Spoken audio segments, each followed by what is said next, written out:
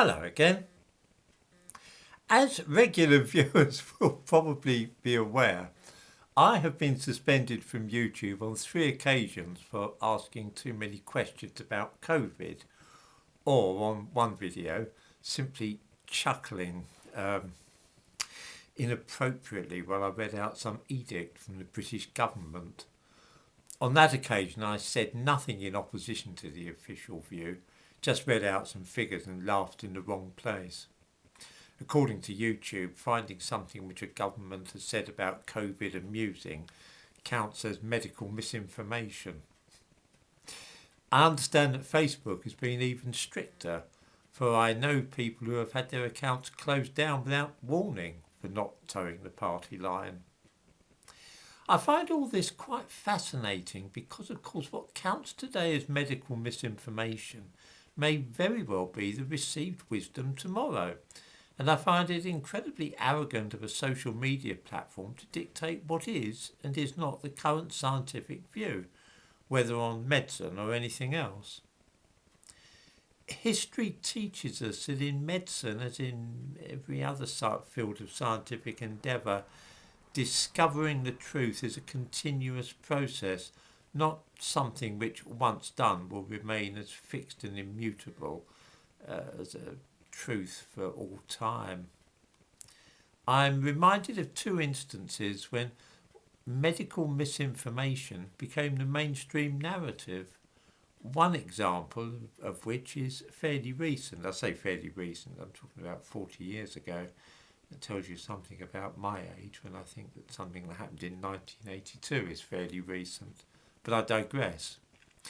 Until 40 years ago, it was accepted and had been accepted for perhaps a century that stomach ulcers were caused by stress, poor diet and other lifestyle factors.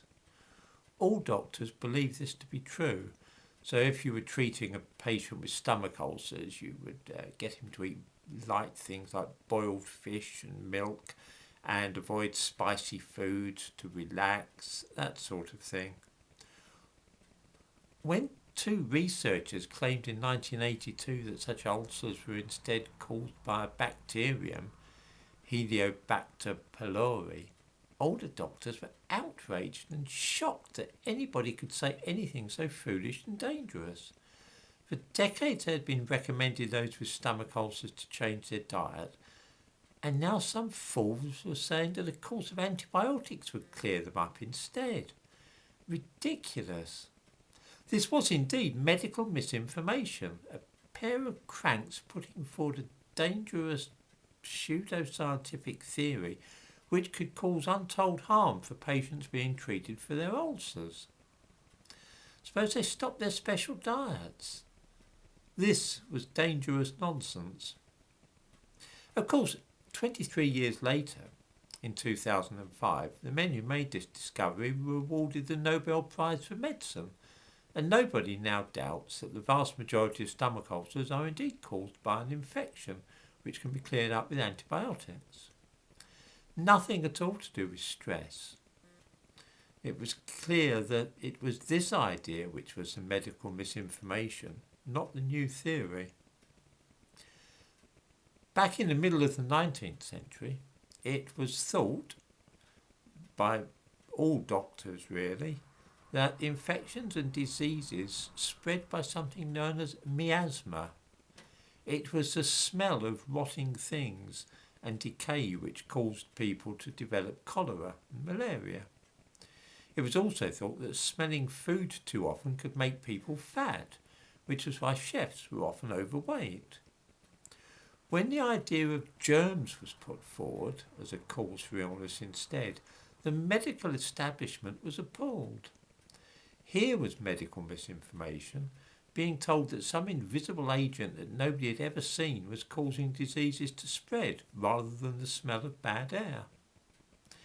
It was so obviously ridiculous that one German-Hungarian doctor called Semmelweis, who managed to reduce infections in the patients whom he treated simply by washing his hands between examinations, was hounded by the medical establishment and ended up dying in the lunatic asylum.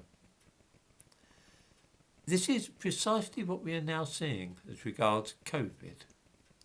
There is no earthly reason to think that the accepted medical attitude towards the prevention of COVID is really going to be the last word on the subject. It would be truly remarkable if history were now to stop dead and no further advances be made in the understanding and treatment of any disease. Already there are signs that the initial methods used to tackle the pandemic are lacking, and yet any detailed examination of these shortcomings will lead to suspension or indeed permanent banning on places like this. Surely this is not a desirable state of affairs. I have no more idea than anybody else what will come to light in the next few years about the COVID pandemic, nor am I able to guess what mistakes were made in tackling it. It is a shame that I cannot speculate here, because I've certainly had some thoughts on the subject, which I had better not share. I really don't want to see this channel being suspended again.